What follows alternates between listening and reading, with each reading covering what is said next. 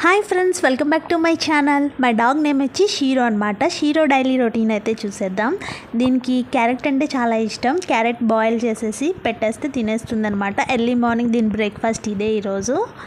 Carrot తిన్న తర్వాత foot mat మీద కొంతసేపు రిలాక్స్ అవుతుంది. ఫుట్ మ్యాట్ మీద ఫుడ్ తిన్న తర్వాత ఇది ఫుట్ మ్యాట్ మీద రిలాక్స్ అవుతుంది అనమాట. ఇప్పుడు వచ్చి వాటర్ తాగేసి వెళ్ళిపోయింది. దీనికి జస్ట్ 2 months కాబట్టి వాటర్తో బాతింగ్ అయితే చేయించాము. ఇలా డ్రై ఫోమ్ వాడుతున్నాము. ఈ డ్రై ఫోమ్ని ఈ డాగ్కి మసాజ్ కింద చేసేసిన తర్వాత వెట్ టిష్యూస్ ఉంటాయి కదండి, వెట్ టిష్యూతో క్లీన్ చేసేస్తాము షీరోకి అయితే. ఇప్పుడు డ్రయర్తో దీని ఫర్ అంతా కూడా ఆరబెట్టేస్తాము. అప్పుడైతే ఫ్లఫీగా వస్తుంది ఫర్.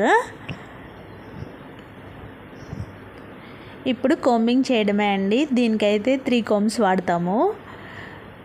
దీని ఫర్ అంతా నీట్గా క్లీన్ చేసేసి 3 combs అయితే వాడతాను అనమాట. దీనికి జస్ట్ 2 months అందుకోసమని దీనికైతే ఫుడ్ విషయంలో చాలా కేర్ఫుల్గా ఉంటాము. ఇడ్లీ పెడతాము, అలాగే హాఫ్ బాయిల్ చేసిన ఎగ్, క్యారెట్ అనమాట.